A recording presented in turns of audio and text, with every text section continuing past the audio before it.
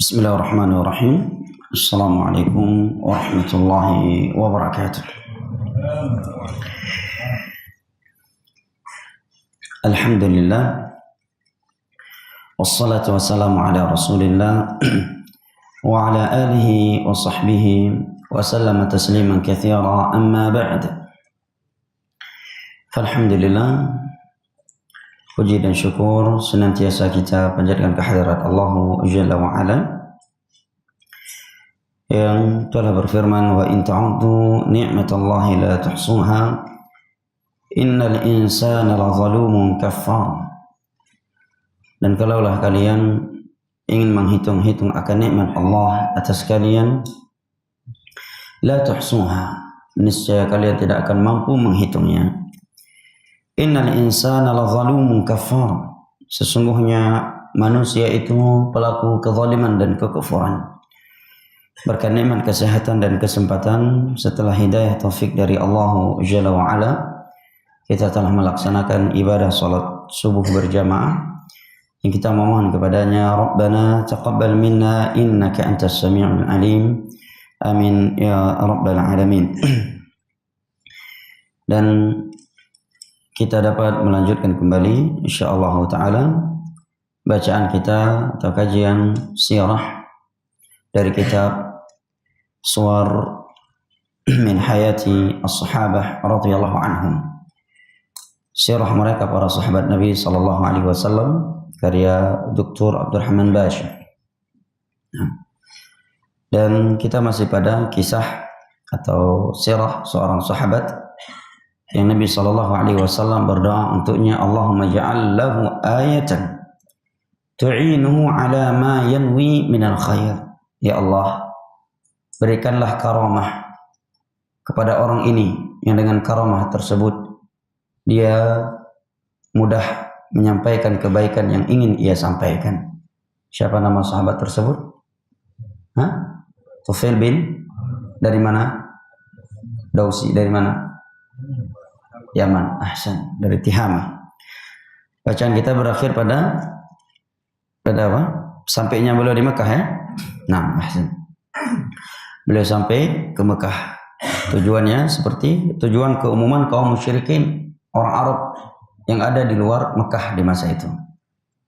Ya, pernah saya sebutkan bahwa asal usul Arab itu dari dua kabilah, Qahtan dan Adnan. Adnan dan Qahtan anak keturunannya Nabi Ismail. Keturunan Nabi kita sampai Adnan itu sahih. Ya.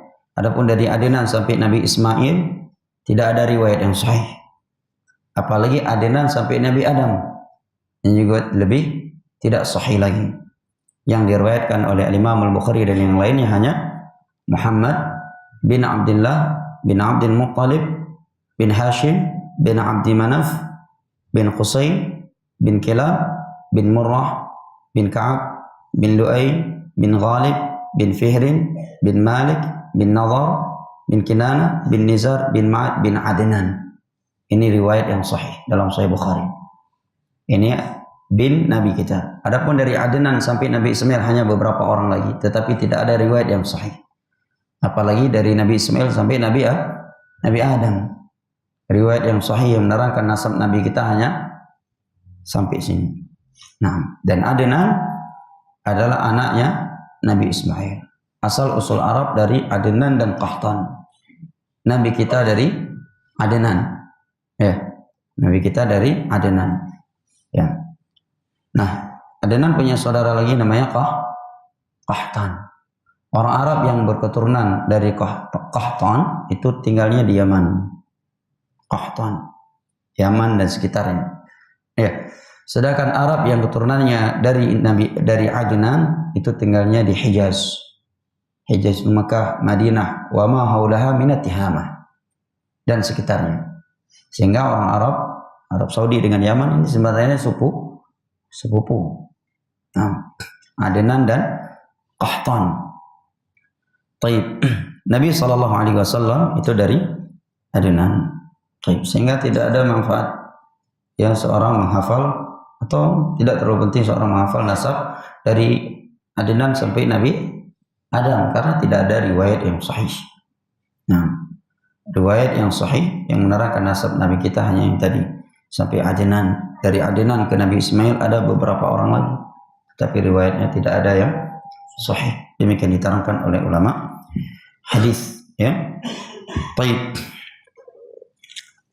Nah, sahabat yang mulia ini didoakan oleh Nabi, Allahumma ij'al lahu ayatan tu'inuhu ala ma yanwi minal khair. Ya Allah, berikan kepadanya ayah, karamah, yang dengan karamah tersebut jadi mudah ia menyampaikan kebenaran yang ingin ia sampaikan. Begitu Tufail bin Amr ad-Dawsi sampai di Mekah, dan beliau merupakan tokoh kaumnya, kabilah Daus, tokoh besar. Mereka selalu mendengar dan patuh kepada beliau. Kali ini beliau berangkat ke Mekah dan beliau masih musyrik sebagai tokoh Yaman.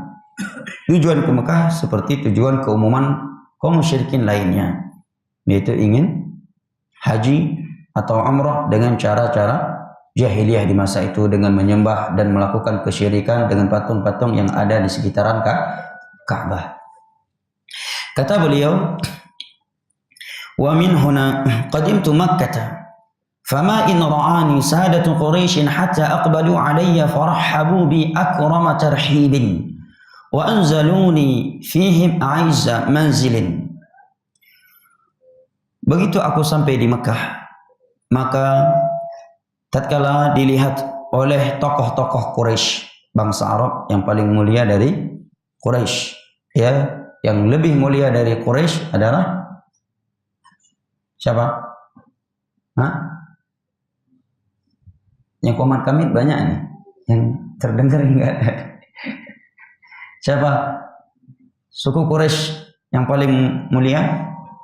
Bani Hashim. Dan dari Bani Hashim yang paling mulia, Nabiyuna wa Khaliluna wa Syafi'una Muhammad bin Abdullah bin Abdul Muttalib bin Hashim sallallahu alaihi wasallam.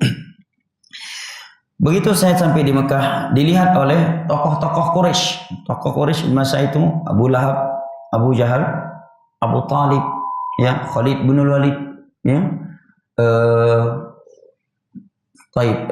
Abu Sufyan, ya, dan yang lain-lainnya.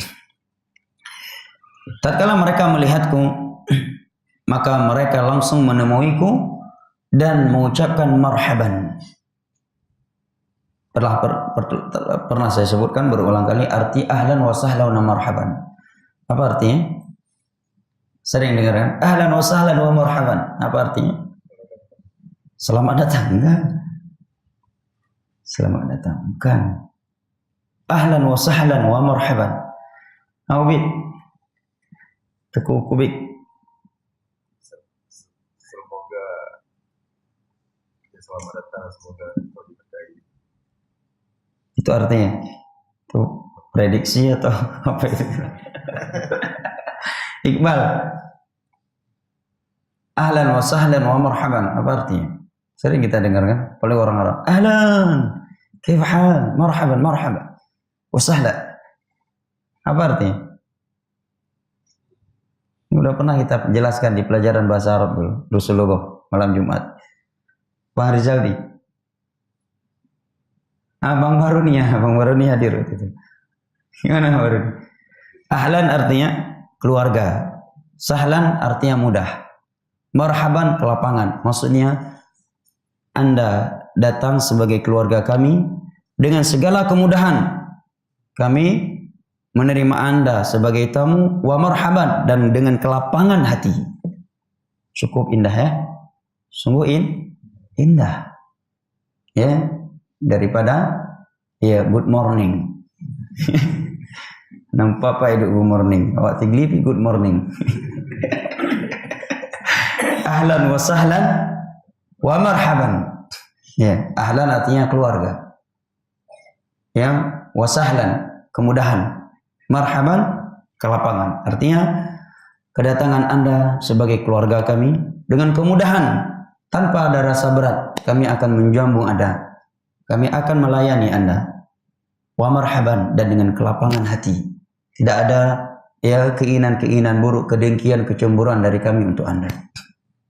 Ini salah satu dari sunnah Nabi Shallallahu Alaihi Wasallam. Ya.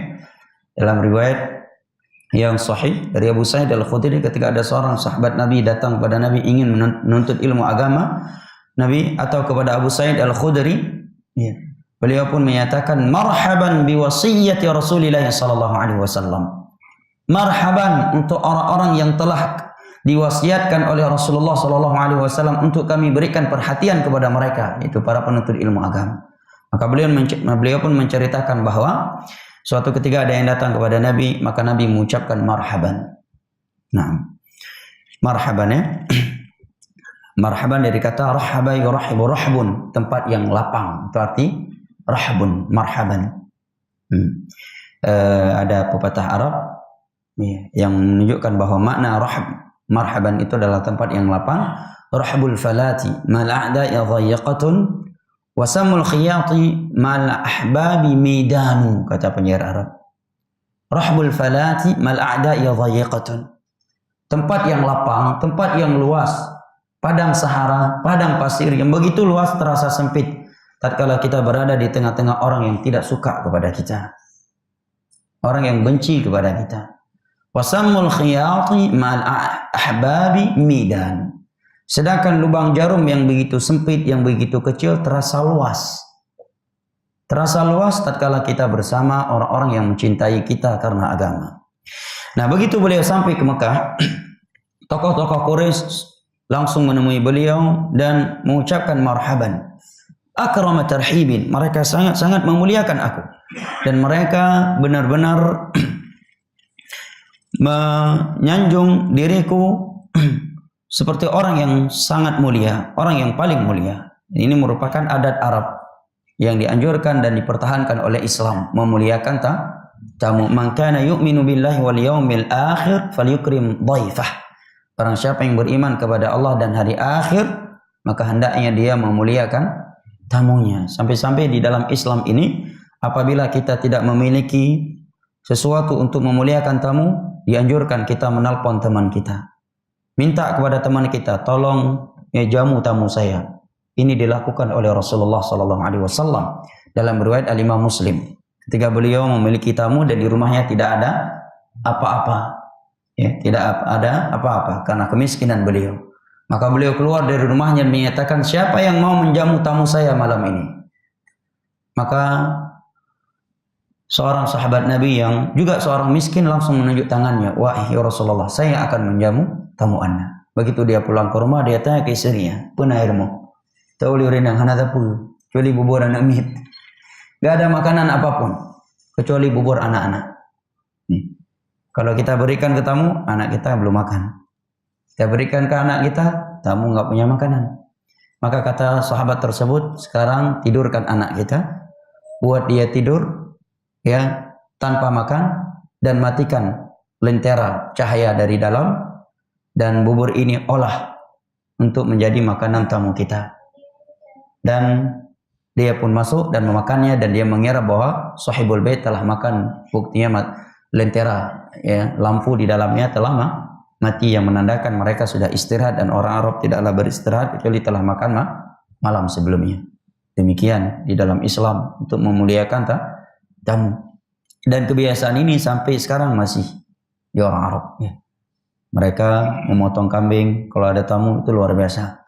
Bahkan saking mereka menjaga nama baik kabilah untuk memuliakan seorang yang asing, itu apabila ada orang yang dikejar oleh pemerintah, misalkan teroris, masuk ke dalam sebuah kabilah, dia langsung menemui syekh kabilahnya menyatakan, ana fi'ini. Itu istilah orang Arab. Saya berada di matamu. Itu dilindungi oleh syekh kabilah. Tentara, ya, negara nggak bisa masuk. Masuk ditembak sama kabilah. Kayak AK-47. Ya, nggak bisa masuk untuk nangkap orang itu. Harus ada negosiasi dengan syekh kabilah itu. Walaupun ini orang dikejar oleh pemerintah dan bukan dari kabilah itu, karena udah minta suaka tadi. Aib sekali kalau syekh suatu kabilah menolak suaka untuk seseorang. Nah, dan adat ini sampai sekarang, apalagi orang Yaman, ya, orang Yaman, orang Arab yang paling dermawan, dan telah datang banyak hadis Nabi tentang orang Yaman. dalam Bukhari Muslim dan di luar Bukhari Muslim beliau menyatakan, ya ja'akum ahlul Yaman araqu quluban wa afidah. Telah datang kepada kalian orang-orang Yaman. Mereka adalah manusia yang paling lembut hatinya. Ya, orang yang paling lembut hatinya dan orang yang paling penyayang. Orang Arab yang paling lembut dari seluruh orang Arab adalah orang Yaman.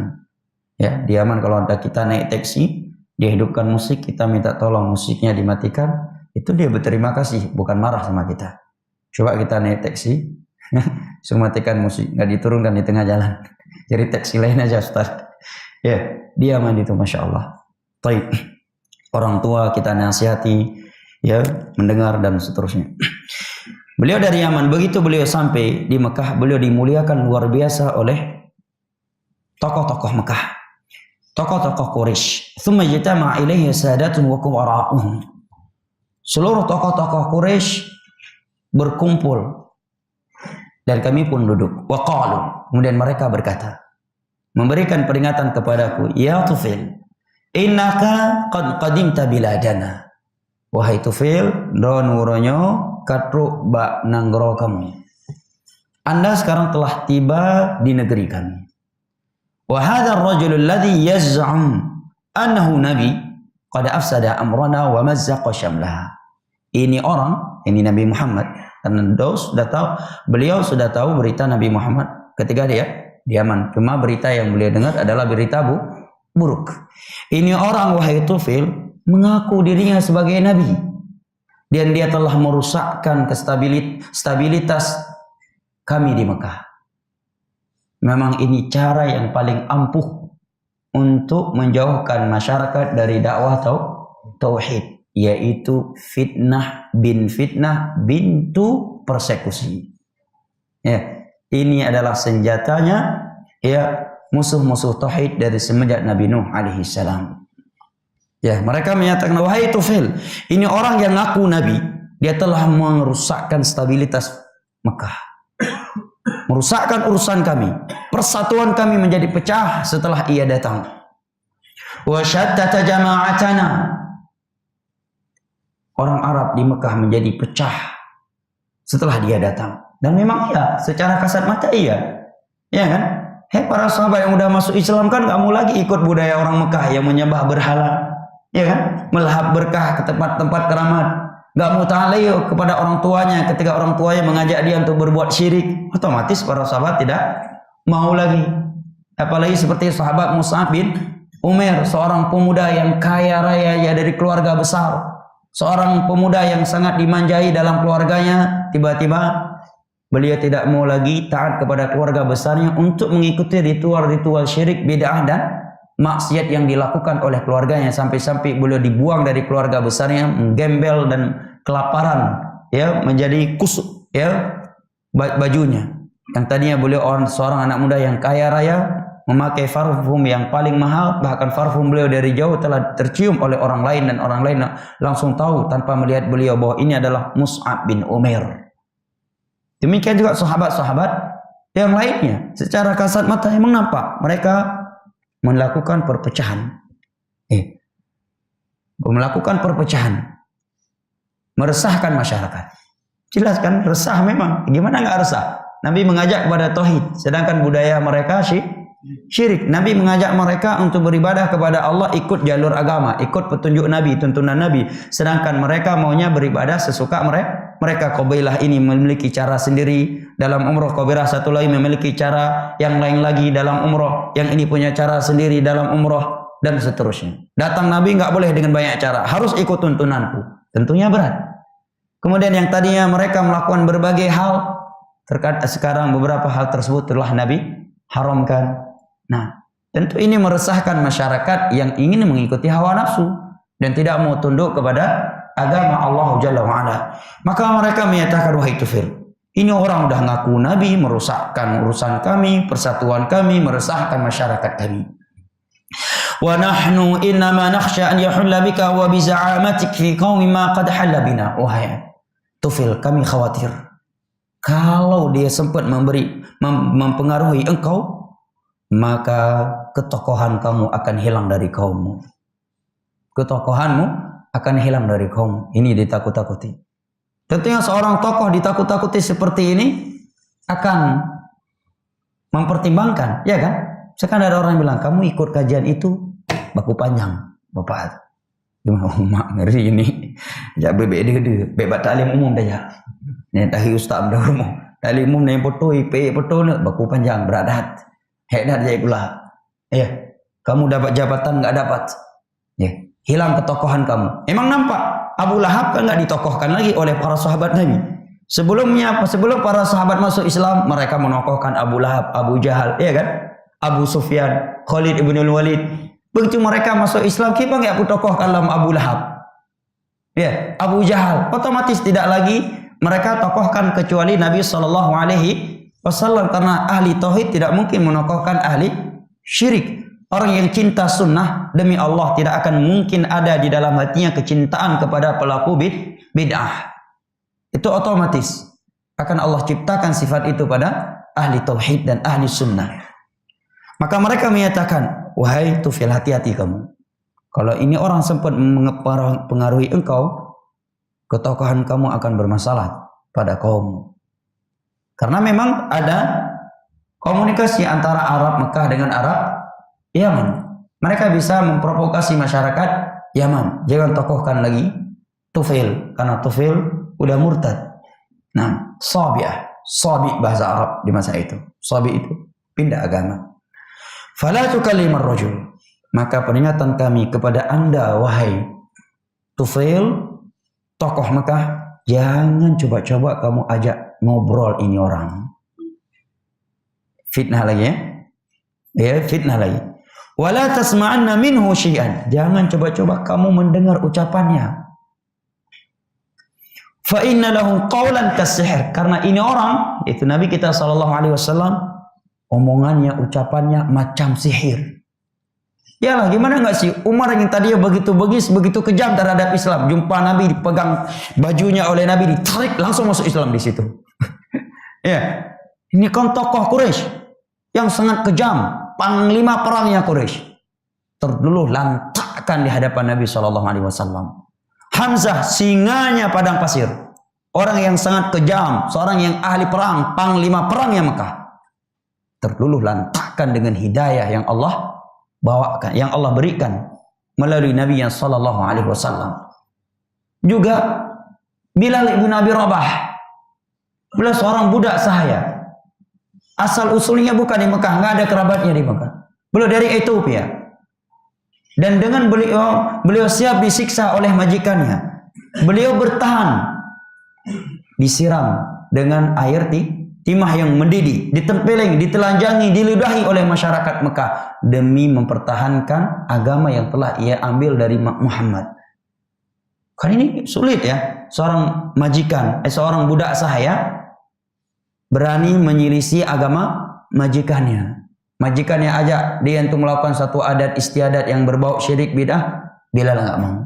Padahal dia makan minum sehari-harinya diberikan oleh majikannya. Andai kata majikannya membuang dia, mati kelaparan. Tapi siap demi ikut Nabi Muhammad. Perhatikan macam orang yang tersihir. Maka kata orang Arab, fa inna lahu qawlan kasihir. Hati-hati ronyo urang lagi tihi, mutihi urang. Kemana ceh? Mutihi urang, beta katakan dengan abangnya mutihi urang. Jangan coba-coba kamu dengar ucapan dia. Ucapan dia itu macam sihir. Banyak orang sudah tersihir. Umar, Hamzah, ini orang-orang yang luar biasa di Mekah. Ya, luar biasa. Dapat hidayah melalui Nabi Muhammad SAW. Bilal, seorang budak sahaya, siap dan bertahan di atas penyiksaan kaum musyrikin demi ikut Nabi Muhammad. Macam orang yang tersihir. Yufarriqu bainal waladi wa abih.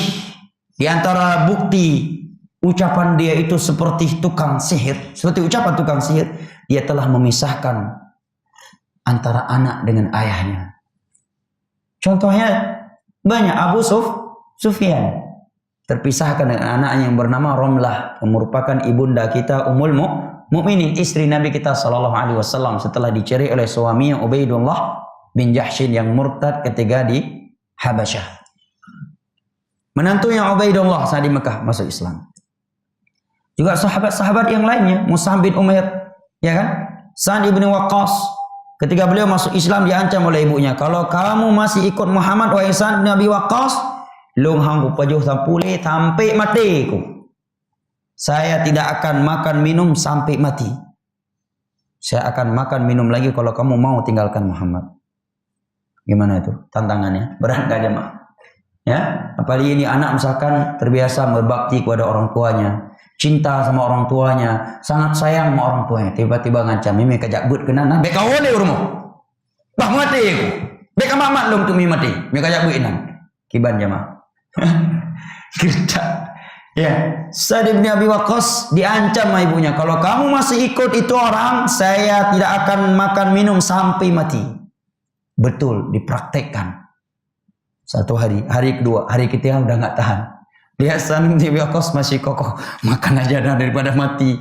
Akhirnya ibunya kalah gertak.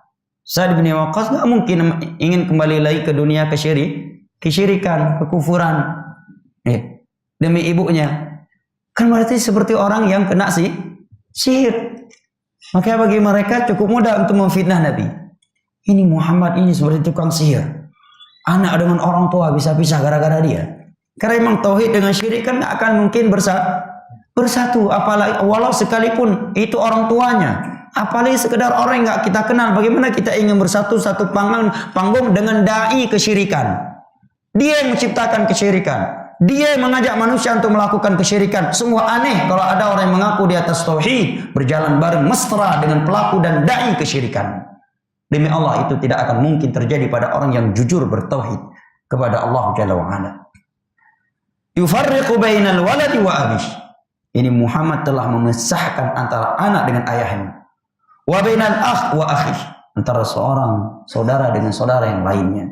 Seperti saudari Umar yang dinikahi oleh sahabat Khabbab ibnul Arat, ditampar oleh Umar karena ikut Nabi Muhammad sampai keluar darah dari pipinya. Saat Umar belum masuk Islam. Maka kata mereka, ini Muhammad kayak sihir. Wa baina zaujati wa zawjiha, dia telah memisahkan antara seorang istri dari suami. Karena sahabiah yang sudah masuk Islam, ya di masa itu tidak mau lagi dengan suami yang musyrik, dan itu tidak boleh dalam Islam. Nah, maka sungguh sangat mudah bagi mereka untuk menciptakan fitnah. Begitu yang kalian. Nyo lagi nyo kangen mai. Nyo pi lagi. Nyo awai ti ilkut dah. Awai tinggi buku-buku buyo. Ino kah hitam le.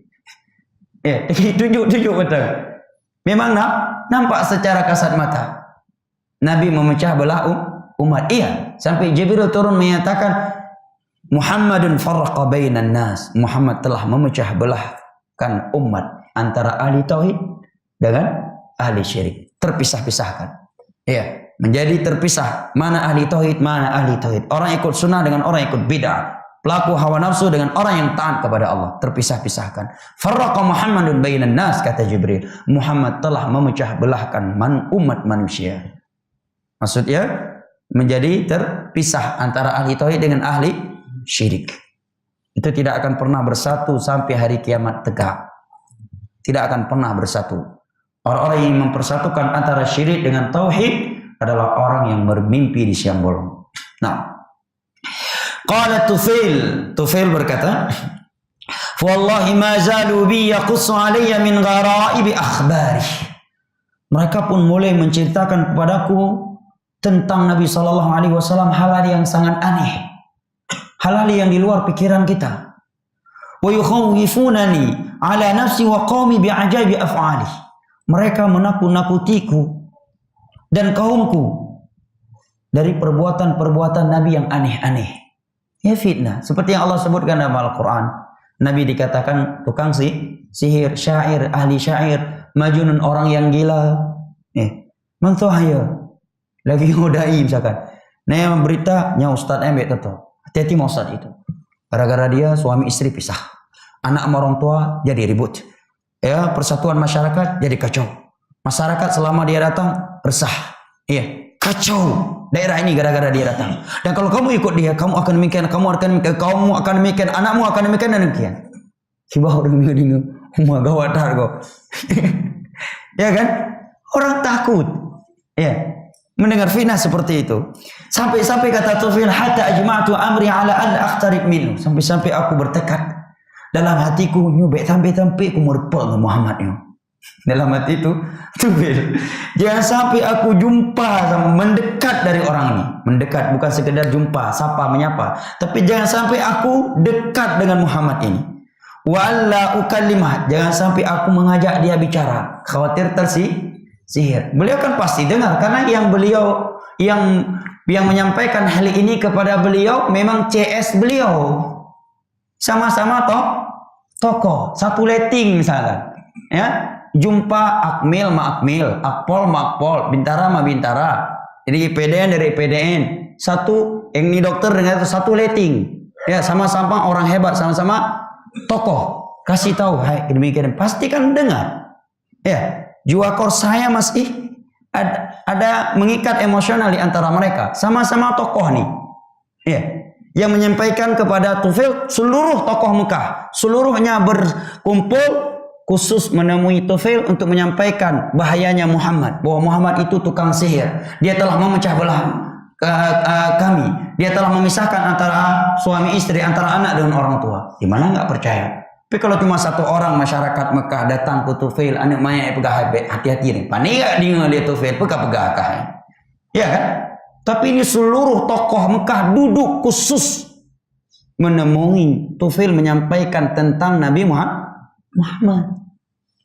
Sulit untuk mendustakan, ya kan? Apalagi Tufail sendiri masih musyrik seperti tokoh Mekah, kecuali ingat kata sahabat Nabi, Abu Terbero orang lagi Abu Lahab, mana yang dengar? Ya kan? Ya seperti para sahabat Nabi Bilal, ya jangankan ke orang lain, majikan roh matahana gedinga, pegah-pegahnya dengan musyrik. Ya. Hang gedinga, tapi ingat mata musyrik ini, dia masih musyrik. Tokoh Arab juga, cuma Arab yang ada di Yaman. Ya. Ini Arab yang ada di Yaman. Tokohnya ditemui oleh seluruh tokoh Arab, pusat Arab lagi Mekah. Seluruh tokoh Arab yang paling mulia adalah tokoh Arab yang di Mekah. Dan sulit untuk tidak percaya kepada ucapan mereka. Yang pertama, seluruh tokoh Arab yang paling mulia di dunia itu di Mekah berkumpul menyampaikan. Kedua, beliau tokoh, butuh kepada mereka, ya kan? Kalau putus hubungan dengan mereka bisa bermasalah beliau dengan kaumnya. Karena kalau beliau putus hubungan dengan kaum Mekah, ya bisa-bisa beliau juga ditinggalkan. Karena masyarakat Arab yang ada di Yaman lebih mengutamakan masyarakat tokoh Arab yang ada di Mekah. Dan beliau bisa bermasalah nantinya ke Mekah, nggak bisa masuk lagi, nggak dapat bukan izin, pelayanan eksekutif, ya kan? Kalau beliau tokoh kan dapat pelayanan eksekutif. Ditemui oleh tokoh-tokoh dijamu. Mami nih tokoh le, beda kan mu kupi bengah nih jo. Ya kan? Mu kupi bengah hai bili.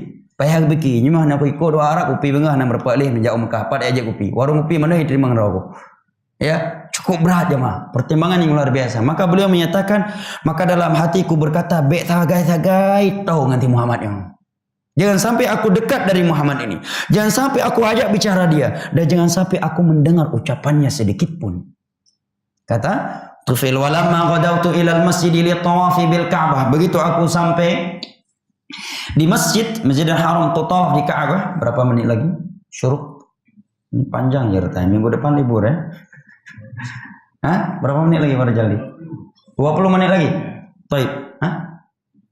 17 menit. Baik, dua madhab Pak Ramli, madhab Bang Busra. Baik. Madhab Pak Ramli bil Yaman insyaallah 20 menit. Ya. Baik. Kata beliau, begitu saya sampai ke masjid untuk tawaf di Ka'bah dan untuk melahap berkah dengan dari patung-patung yang ada di Mekah, di Ka'bah, karena di Mekah sebelum Nabi menguasai Mekah itu penuh dengan patung-patung. Nabi mulai menghancurkannya ketika Fathu Mekah, baru Nabi menghancurkan patung-patung tersebut. Ya. Kemudian hasyautu fi udhunaini qatnan. Saya tambal, ya, saya letakkan kapas di telingaku agar tidak terdengar ucapan Muhammad sedikit pun. Kangking ya, kepatau apa yang lium, baru kedengar tu Nabi Muhammad sallallahu alaihi wasallam. Saking takutnya Tufail. Bayangkan jemaah, dia isikan kapas ke telinganya agar tidak terdengar oleh beliau suara Nabi kita. Karena memang fitnahnya luar biasa tadi. Seluruh tokoh Mekah, secara logika mungkin tokoh Mekah mandum semangat. Kanya le. Mithidra tokoh Mekah hija Abu Lahab yang Abu Lahab paling kata lu bisnis dengan Muhammad mungkin. Mungkin ada sisi kemungkinan dia dusta. Ini seluruh tokoh Arab duduk khusus dalam Ka'bah, tempat yang paling suci menurut mereka. Iya, seluruhnya duduk menyampaikan tentang Nabi Muhammad, fitnah untuk Nabi Muhammad kepada Tufil. Dan beliau juga masih musyrik, kibahang gedingaman. Maka setelah beliau mendengar provokasi fitnah dari mereka terhadap Nabi Muhammad, beliau meletakkan kapas di telinganya agar tidak terdengar oleh beliau ucapan Nabi kita sallallahu alaihi wasallam. Saking ya, padahal ke zaman now masih aja kayak kodok dalam tempuruk sebagian orang. Walamma qad walakinni ma in dakhaltul masjid hatta wajadtu qa'iman yusalli 'inda al-ka'bah salatan ghairu salatina. Begitu aku masuk ke masjid, aku lihat dia sedang salat di depan Ka'bah. Nampak berapa? Ya kan? Beliau ingin tahu di Ka'bah. Tiba-tiba Nabi sedang salat di depan Ka'bah. Ya. Tapi salatnya dia itu berbeda dengan salat kami. Menunjukkan kaum musyrikin di masa itu juga salat. Tapi dengan cara-cara jahiliyah mereka. Wa yatahabbadu ibadatan ghairu ibadatina. Dia beribadah dengan cara-cara yang tidak sesuai dengan cara ibadah kami. Ketika orang melihat seperti ini, apa yang di benak kepalanya? Betul yang dipegang di tokoh-tokoh Mekah itu. Memang Muhammad Muhammad. Ya kan? Salat dia menyelisih salat kita. Padahal dia seorang anak muda, umurnya 40 tahun. Sedangkan yang dia selisih apa? Abu Lahab lebih tua, Abu Talib lebih tua darinya, Abu Sufyan lebih tua, Abu Jahal lebih tua, dan dari keluarga besarnya. Semua keluarga besarnya tidak ada yang ikut beliau dari tokoh-tokoh Quraisy di masa itu, di fase Mekah. Ya. Begitu dia lihat Nabi Muhammad, sholatnya berbeda, cara ibadahnya beda dengan cara kita. Tetapi itulah namanya hidayah, bukan membuat beliau semakin yakin terhadap ucapan tokoh Mekah tadi, tetapi kata beliau fa asarrani mandarah. Aku kagum melihat cara dia beribadah, senang hati ini, sejuk hati ini melihat dia beribadah. Karena memang demikian, orang akan sejuk hatinya melihat ibadah yang sesuai dengan sunnah, tenang, nyaman, santun. Tapi medakalan urang takang meratib anggo-anggo ulek, tayo dakalan matang karap putuh ulek, tayo nak gerak-gerakkan lah ulek lagi ji. Tayo matang terasa karap putuh ulek tayo dakalan ulek kayan. Kita yang melihat aja khawatir leher kita akan ikut putus, bukan leher dia. Kalau leher dia kita udah khawatir memang akan putus karena cara zikir yang seperti itu. Kita yang melihat pun khawatir leher kita ikut putus karena melihat leher dia yang sedang seperti itu. Ya, tapi kalau orang melihat cara ibadah orang yang sesuai dengan sunnah Nabi, paling nampak jamaah ketika apa? Ketika kita pergi haji umrah. Di situ benar-benar Allah tampakkan ya, keberkahan sunnah. Orang-orang yang umrah tidak sesuai dengan sunnah, sebagai mereka ditarik-tarik oleh pemandunya, diajarkan ya Allah, menyedihkan. Ya, doa-doa yang tidak ada dari Nabi ditalki dengan cara-cara yang kita lihat, nggak usah dengan nilai agama, dengan nilai intelektual aja kita lihat ini hinang pengen, ya yang deh hinang pengen. Ya, pelaku, masya Allah, betul-betul hina dan rendah. Sungguh benar apa yang Nabi katakan, innama ju'ilatiz zillatu was-sagharu ala man khalafa amri. Orang yang nggak mau ikut tuntunanku, dia selalu hina dan selalu menjadi manusia yang rendahan. Itu dari Nabi. Jangan coba-coba meninggalkan sunnah Nabi. Kita pasti hina dan pasti menjadi manusia rendahan. Kerendahan dan kehinaan itu akan menimpa orang-orang yang menyelisih urusanku, kata Nabi SAW. Lihat ketika antum pergi umrah, kasihan kita lihat. Ada yang ketika sa'i antara Safa dan Marwah Pancasila baca. Enggak masalah Pancasila, ya kan? Cuma untuk sa'i dan Safa kan ada zikir khusus. Emang ada waktu lain untuk baca Pancasila. Ya kan? Ini sedang sa'i antara Safa dan Marwah. Ya. Baik. Walaupun kita cinta terhadap nilai-nilai Pancasila yang sesuai dengan nilai-nilai agama kita. Namun maksud kita ini sedang sa'i antara Safa dan Marwah. Enggak ada bacaan lain. Ya. Enggak ada bacaan lain. Bahkan ada yang menyanyi. Katidah. Ada yang kasidah. Ada yang begitu sampai di kuburan Hamzah di Uhud kageleng tikang engkang doa gemo gepumo jamaah. Lepa doa baca. Ya, tiba-tiba kapayak lung iparu oleh polisi Cina tika-tika tingainan. Tika-tika tingainan pacok. Sedang tanpa begitu sampai ke Uhud di depan kuburan Hamzah langsung buka tikarnya, doa dia. Nangis, histeris. Jamaahnya ikut nangis. Ya begitu datang polisi siaran, kocar kacir libur, tikar tidak sempat dia gulung. Apa yang penting doa dan kemerpat tikar nanti telah ada belola itu di Indonesia. Sedih kita lihat jamaah. Lihat ini, fitrah kan? Fitrah jamaah. Beliau benci sama Nabi Muhammad. Bahkan dari dalam hatinya berkata jangan sampai saya dekat sama dia, jangan sampai aku dengar ucapannya, jangan sampai aku mendengar ucapannya. Saking takutnya Tufail, beliau masukkan kapas ke telinganya agar tidak terpengaruh dengan ucapan Nabi Muhammad. Beliau belum mendengar ucapan Nabi Muhammad, baru melihat Nabi Muhammad sedang ibadah. Beliau langsung menyatakan, sejuk hati saya, senang, gembira saya. Hakibat tenang urung sholat. Kami orang benci ke orang sholat. Ini ada anak muda misalkan, dia nggak nyabu, dia nggak merokok, nggak suka main batu bersama anak muda lainnya, nggak suka nongkrong di warung kopi sampai jam 1 malam. Sholat 5 waktu terjaga, dengan orang tuanya baik. Hanya saja dia mungkin nggak ikut ritual-ritual syirik dan bid'ah. Kalau orang yang punya fitrah pasti akan menilai enggak jihad. Walaupun mungkin hanya ikut tapi kalian sholat 5 waktu tepat waktu, rokok enggak, anak kita yang kita katakan bagus, sholat enggak, merokok iya, ganja iya. Walaupun dia mau ikut ritual ini ritual itu, tak lebih kan? Fitrah akan berkata demikian, ya kan? Beliau melihat begitu dia cara Nabi beribadah, sejuk hati saya kata Tufail, nyaman hati saya, sejuk hati ini, senang saya memandangnya. Wahazzatni ibadatu, hati saya bergetar ketika melihat ibadah beliau. Wajadtu nafsi adunu minhu, dan tiba-tiba tubuh saya mendekat darinya tanpa saya sadar. Saya tidak sadari tubuh saya tiba-tiba mendekat dari beliau. Saking cintanya beliau kepada Nabi, padahal di telinganya masih ada kapas supaya tidak mendengar ucapan Nabi. Aku langsung mendekat dari beliau. Wajadtu nafsi, artinya tiba-tiba. 6. Syai'an fasyai'an, sedikit demi sedikit, ala ghairi qasdin, padahal saya tidak mau dekat dengan beliau, tapi tubuh saya tiba-tiba kok mendekat sendiri dari beliau. Hatta asbahtu qariban min, sampai aku berada di posisi yang sangat dekat dengan beliau. Wa aballahu illa an yasila ila sami ba'dun mimma yaqul, tiba-tiba masuk juga beberapa ucapan beliau ke telingaku. Kata Tufail, ya kan kapas tetap nembus ya kan, kecuali disoldir baru nggak tembus lagi.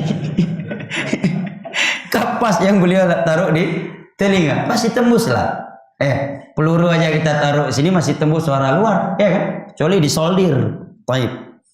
Kata beliau, fasami'tu kalaman hasanan, ketika aku dengar ucapannya indah sekali. Wa qultu fi nafsi, hatiku pun berkata, sakilatka umuk ya Tufail, innaka rajulun labib syair, wa ma yakhfa 'alaika al-hasanu min al-qabih, fama yamna'uka an tasma'a min ar-rajul ma yaqul. Hatiku pun mulai berkata, wahai Tufail, sakilatka umuk. Ini kata yang nggak bisa diterjemahkan. Sakilatka umuk secara letterlek artinya celaka ibumu, tapi maksud ucapan ini terucap oleh orang Arab bukan bermaksud maknanya, tetapi karena serius. Sakilat kaummu, karena serius, terkejut, kagum, ya. Jangan diterjemahkan. Kalau kita artikan terjemahan, sakilat kaummu, celaka ibumu, keliru. Ini nggak boleh diterjemahkan. Cukup aja tulis sakilat kaummu. Mereka kasih catatan kaki, sakilat kaummu adalah ucapan yang keluar dari mulut orang Arab ketika mereka kagum, terkejut atau mengingkari suatu perkara. Taib. Sakilat kaummu ya Tufail. Ini bahasa Aceh pun bisa. Yang tengah terkejut, kagum, itu bahasa yang. Yang bahasa Arab sakilat ka ummu taribat yadak, itu diantaranya. Yang bahasa Aceh apa? Oh Bang Nizar, Bang Yuzar. Opolong, Bang Rizal dia opolongnya orang latah. Opolong. Jelah, opolong ya. Sakilat ka ummu, wahai Tufail, kamu ini tokoh. Kamu orang cerdas, kamu tokoh, dan kamu ahli syair, kamu bisa membedakan. ucapan Muhammad itu syair ataukah bukan? Karena Nabi Muhammad beliau nggak bisa membaca yang tertulis dan tidak bisa menulis yang dibaca. Udah otomatis beliau bukan ahli syair, ya kan?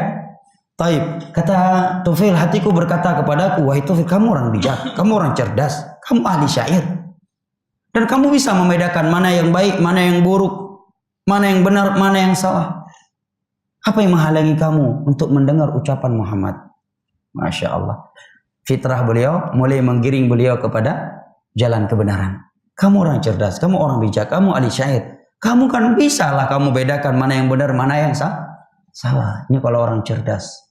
Kalau orang cerdas, kalau ada orang menyatakan hati-hati, di sana ada kajian Wahabi, ijab, pat Wahabi, kayak koyak dengar le, kui pegah. Nya baru cara, ya kan? Nyujai kula sampai S2, S3 yang belum S teler. Ya si penget le, orang hana jai kula S1. So jarang berarti. Sekolahnya udah tinggi, pendidikannya tinggi, bisa dibodoh-bodohin oleh orang yang mungkin nggak tamat SMP. Mestinya begitu dia dengar peringatan hati-hati mau Wahabi, dia cari di mana ada Wahabi. Saya ingin jumpa mana tokoh Wahabinya. Saya ingin bicara diskusi, saya ingin nilai sendiri. Saya udah sekolah, saya punya pendidikan, saya punya ilmu intelijen, saya punya ilmu bekal yang diajarkan oleh institusi saya, instansi saya, cara menilai orang lain. Datangi. Kalau kamu cerdas, Pak Wahabi, jangan langsung Pak markah Wahabi. Dah le Wahabiyan, putra Wahabiyan le, Pat asalutul Wahabiyan. Pengajaran Wahabiyan, hoki itu maya, Iran pu Mekah. Tayang bukan? Ya kan?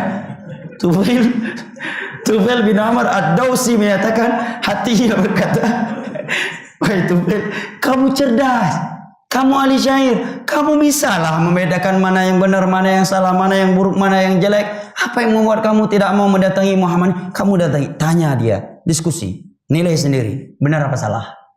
Kata hati Tufail kepada beliau. Summa makastu, aku pun bertahan di situ. Di dekat dengan hatta sarafa Rasulullah sallallahu alaihi wasallam ila baiti. Tetapi Nabi tidak menggubris aku, langsung beliau pergi ke rumahnya. Kan membuat beliau semakin penasaran kalau Nabi Muhammad ini dai kesesatan, enggak mungkin beliau membiarkan ada orang di sampingnya tanpa mengajak orang tersebut. Kalau beliau punya ambisi terhadap dunia, ya kan? Punya ambisi terhadap dunia. Ini Nabi Muhammad udah dekat dengan saya. Begitu selesai ibadah langsung pulang ke rumah. Hana pakat roh aku, hana ge pusih roh aku, hana baca, hana ge timbur dengan i, hana ge jo ia kuah yang kali ge tembur, hana ti. Subhanallah. Membuat beliau semakin penasaran.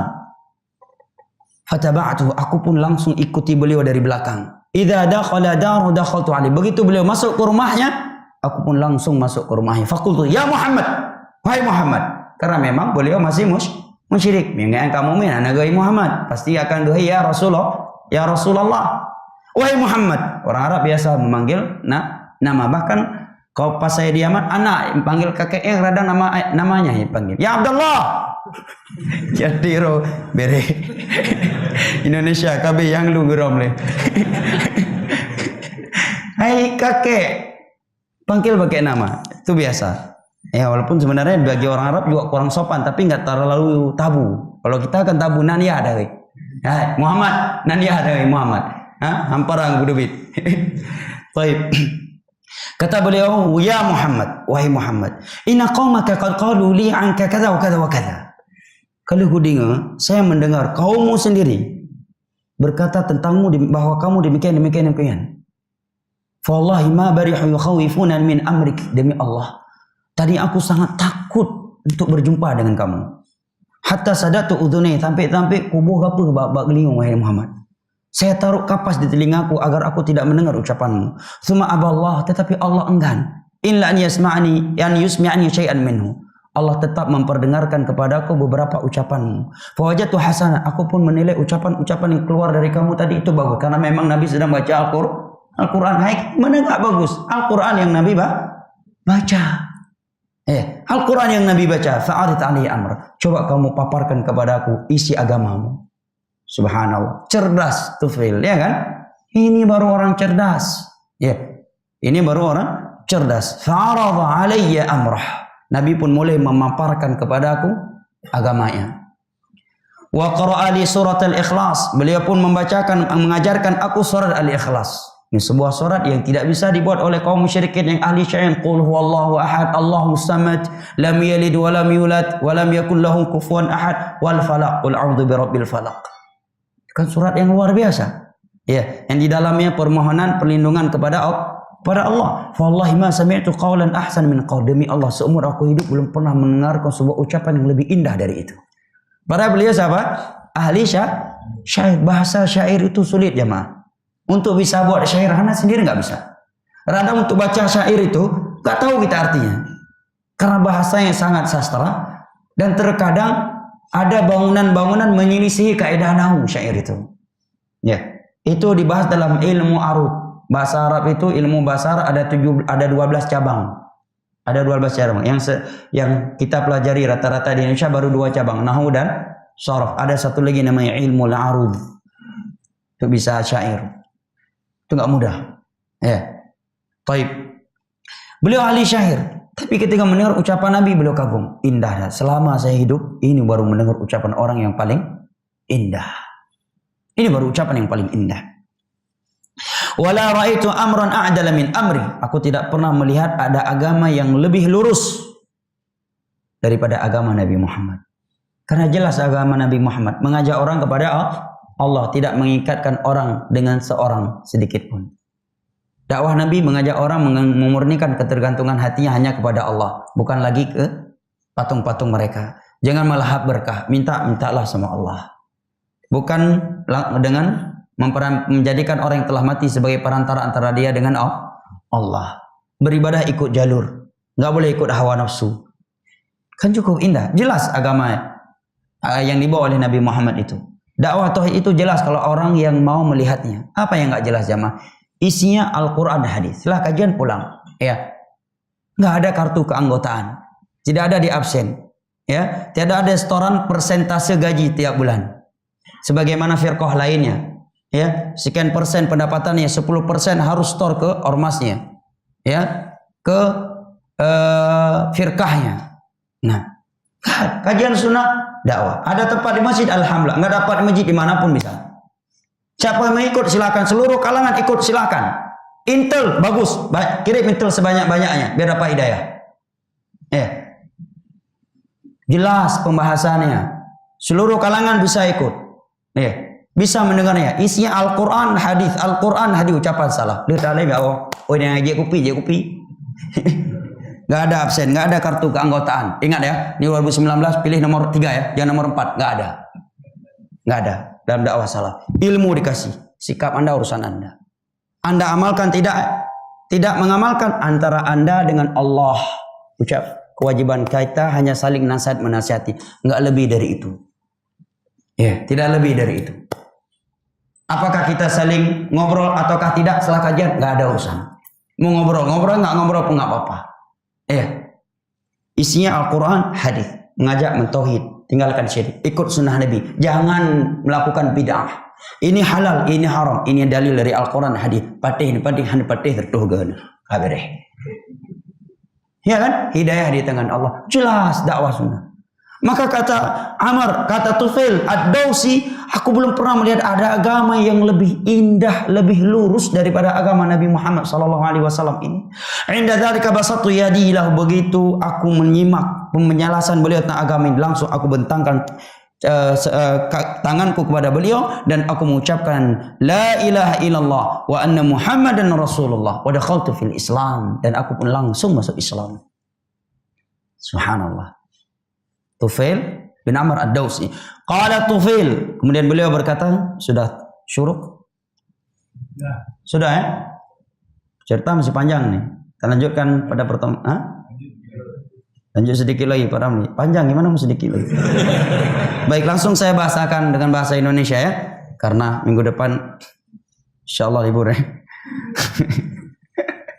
Baik, beliau setelah masuk Islam tinggal beberapa lama di Mekah, belajar Islam kepada Nabi, dan beliau menghafal beberapa ayat Al-Quran, kemudian pulang ke kaumnya. Setelah beliau pulang, ketika beliau mau pulang, beliau berkata kepada Rasulullah, wahai Rasulullah, saya tokoh kaum saya. Seluruh kaum saya akan ikut saya. Mereka patuh sama saya. Dan saya akan pulang. Apa nasihat Anda untuk saya? Ya, atau fadu Allah, permintaan beliau, tolong doakan saya kepada Allah. Li an yaj'ali ayatan takunu li'aunan, agar Allah memberikan kepada saya sebuah ayat, tanda, karamah, yang dengan karamah tersebut saya akan menjadi mudah menyuruh mereka kepada kebenaran. Mereka akan percaya kepada saya. Maka Nabi berdoa, Allahumma ja'allahu ayah. Ya Allah, berikan untuk dia ayat, tanda-tanda kebesaranmu. Ini doa umum, ya kan? Nabi tidak mendoakan, ya Allah, jadikan Tufail ini orang yang carang luh barang gadah. Ya, jadikan Tufail ini menjadi orang yang cerdas, pandai mencari barang-barang hilang, menyembuhkan orang sakit. Karena kalau ini didoakan dan kemudian Allah kabulkan, bisa bahaya nanti, ya kan? Siapa-siapa boleh dianggap dukun, tukang sihir, atau akan terfitnah. Ya. Tapi doa Nabi umum. Makanya kalau ada orang datang kepada antum, dia caleg, minta doa, doakan. Saya doakan, doa kamu kerana Pak rakyat datat kalian. Berdoa semoga Allah berikan yang terbaik buat Bapak. Itu aja. Karena bisa jadi yang terbaik dia enggak terpilih, kan? Dalam doa terpilih korupsi, kamu kumat dengan orang kiamat. Kah yang doa bagi Allah. Apa apa? Ya. Makanya kalau ada orang caleg, doa kalau kamu gedon rakyat datat apa? Nyukan kamu sahaja dalam doakan gedon. Si orang ada cukup pikir paham kamu doakan. Semoga Allah menjadi Anda menjadi orang yang terbaik dunia akhirat. Allah berikan yang terbaik. Ya, kalau yang terbaik dia tidak terpilih, mudah-mudahan itu, ya kan? Semoga Allah berikan yang terbaik. Ya, teh, masya Allah. Yumina PL kengeng le dah junde. Anampung yang pu masuk doa. Taib. Fadu Allah ini ja'ali ayat. Maka Nabi pun berdoa, ya Allah, berikan untuk dia ayat. Ayat kauniyahmu. Tanda kebesaranmu. Dengan bahasa lain, berikan dia karamah.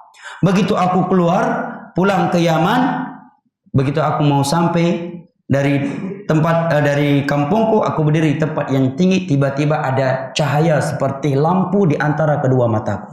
Hidup cahaya ini.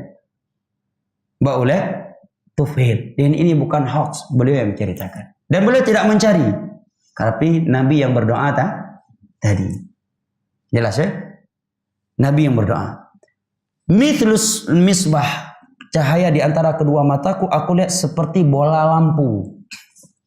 Seperti bola lampu. Fakultu, sampai-sampai aku berdoa, Allahumma ij'alhu fi ghairi wajhi. Ya Allah, jangan engkau letakkan di wajahku. Ya, karena aku khawatir mereka kaumku melihat, ketika melihat cahaya ini berada di mukaku, mereka mengira ini azab Allah kepadaku karena aku dah murtad meninggalkan agama mereka. Karena orang musyrik kan suka bermitos mereka, ya kan? Di antara bentuk mitos mereka, kalau mereka mau keluar, burung yang mereka lepaskan terbang ke arah kanan, mereka bermitos dengan kejelekan, ya kan? Kalau terbang ke arah kiri, kalau terbang ke arah kanan, mereka beranggapan baik. Ini kalian lumayan na lampu ba ulero, pegaharo kunyo kinang ada dari Allah gara-gara peninggal agama nenek moyang. Ya Allah, baik nepuduk bangka, ya Allah. Doa sahabat Tufail. Fatahawwala an-nur fa waqa'a fi ra'si sauti. Bola lampu tadi, cahaya yang seperti bola lampu tadi berpindah dari wajahku, jatuh pada pegangan cambukku. Cambuk kuda, kan ada pegangan itu, terletakkan di situ cahaya itu yang Allah berikan tersebut.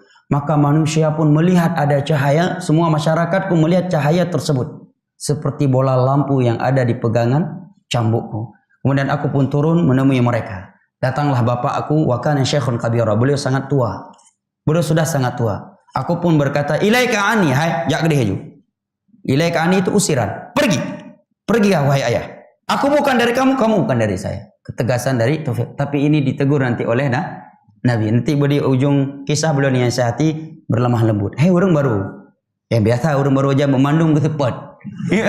Bawa orang kupi mandung ke tepat. Ni orang enggak amat ke pupuk ti padahal. Ya jenggot anak itu mohon mandung kena tepat. Baru kejabun mengubu-gubu pulau kena pembahasan kitab Al-I'tisam. Ya, atau kitab Saiful Maslul, pedang yang terhunus terhadap ahlul bid'ah. Yang orang tengah tijik buaya, tam tu minang dekat. Ya, mandung minang sepat. Semua dihajar sama dia. Ya kan?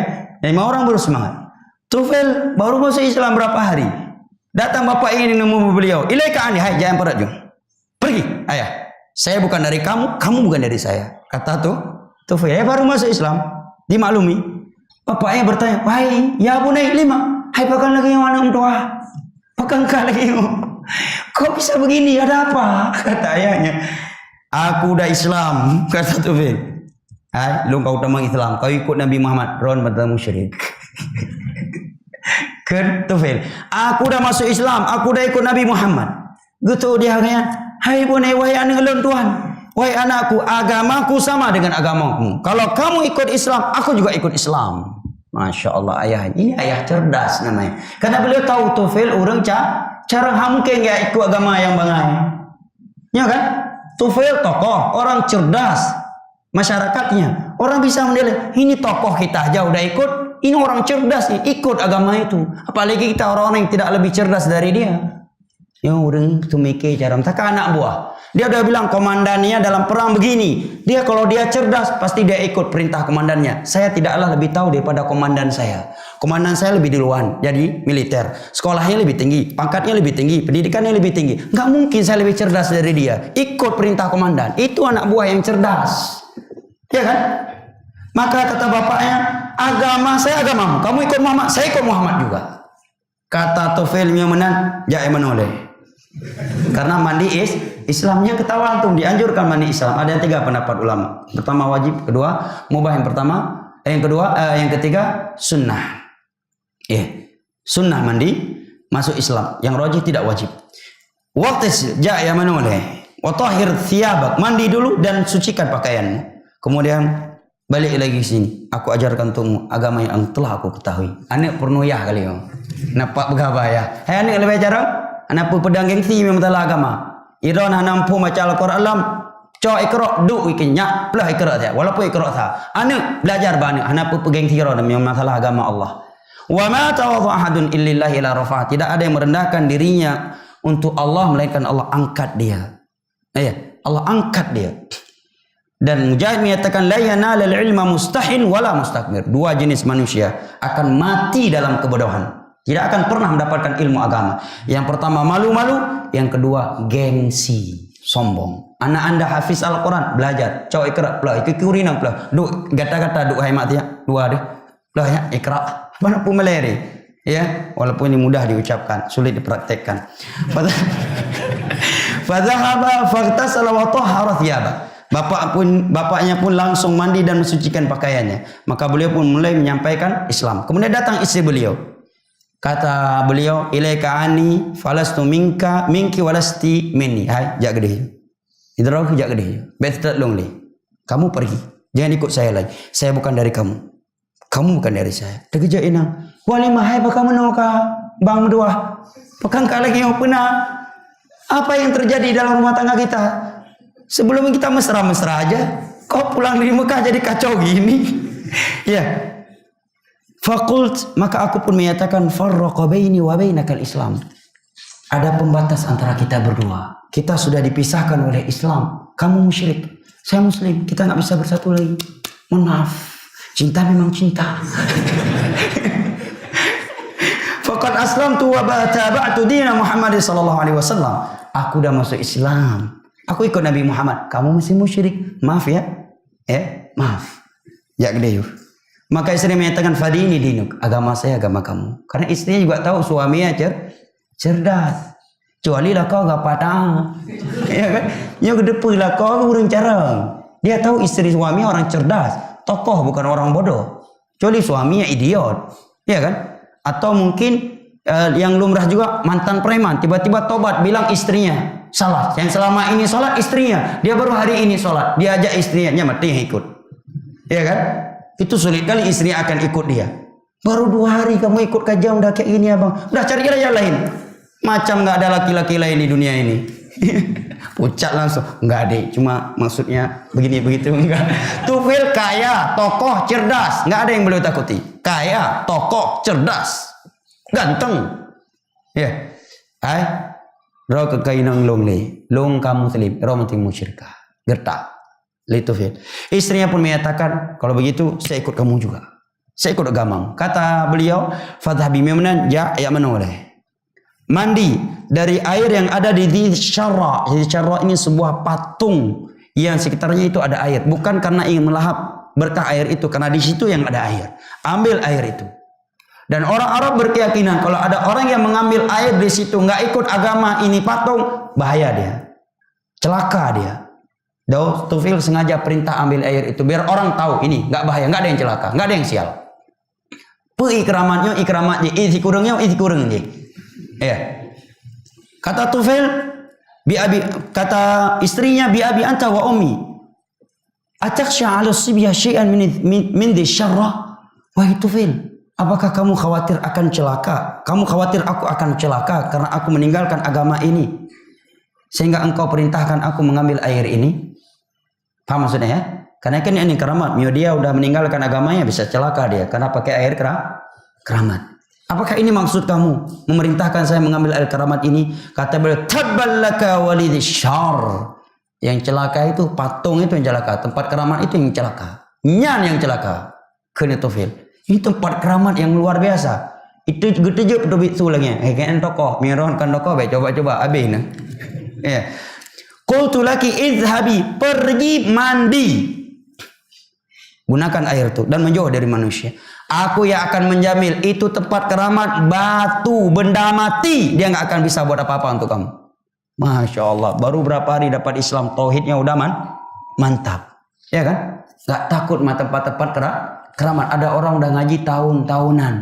Ya, pulang kampung lewat kuburannya gemetar. Padahal baru pulang taklim belajar usul salasa. Suung kursum berdoa ke belum? Suung kursum pisang berdoa ke belum? Padahal wa taklim usul salasa. Pulang taklim usul salasa, kitab tauhid. Masih takut sama pocong. Pulang kajian apa? Kitab tauhid. Pahibut taklim no, masya Allah. Menang wa suung kursum gak ada belum? Padahal suung kursum suara daun pisang. Dia ketakutan. Pulang taklim tauhid. Subhanallah. Lain itu fil baru berapa hari. Tempat-tempat keramatnya, yang benda mati, itu patung benda mati, nggak bisa buat apa-apa. Saya yang jamin. Kata Tufil, istrinya pun mantap abang ini udah, ya kan? Qal fadhahabat faktasala, beliau pun langsung pergi dan mandi. Setelah itu datang, maka beliau pun mulai memaparkan Islam ini. Rata-rata dari masyarakatku tidak langsung mengikutiku. Banyak yang mempertimbangkan, pikir panjang. Iyalah, pusat Arab di Mekah, ikut Nabi Muhammad, bisa putus hubungan antara Yaman dan Mekah. Pikir panjang mereka.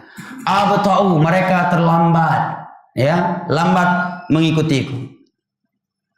Illa Abu Hurairah, kecuali Abu Hurairah, dia yang pertama kali mendengar ucapanku. Abu Hurairah radhiyallahu anhu, faqad kana asra'an nasi islaman. Dia yang paling cepat masuk Islam ketika aku dakwah. Yang lain semuanya lambat. Connect-nya lambat. Ya, masih 3G. Orang lain udah 4G. Abu Hurairah udah 4G. Begitu dengar ucapan saya langsung masuk Islam. Apa yang dilakukan oleh Abu Hurairah setelah beliau masuk Islam bersama Tufil, ini akan kita lanjutkan pada episode berikutnya insyaallah taala karena waktu yang sudah habis.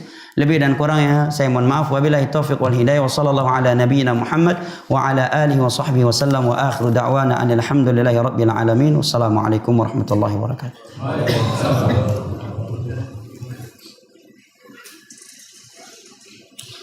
Di sini ada pertanyaan sepertinya yang bertanya sangat membutuhkan ya. Yang mau keluar juga nggak apa-apa. Kajian udah selesai.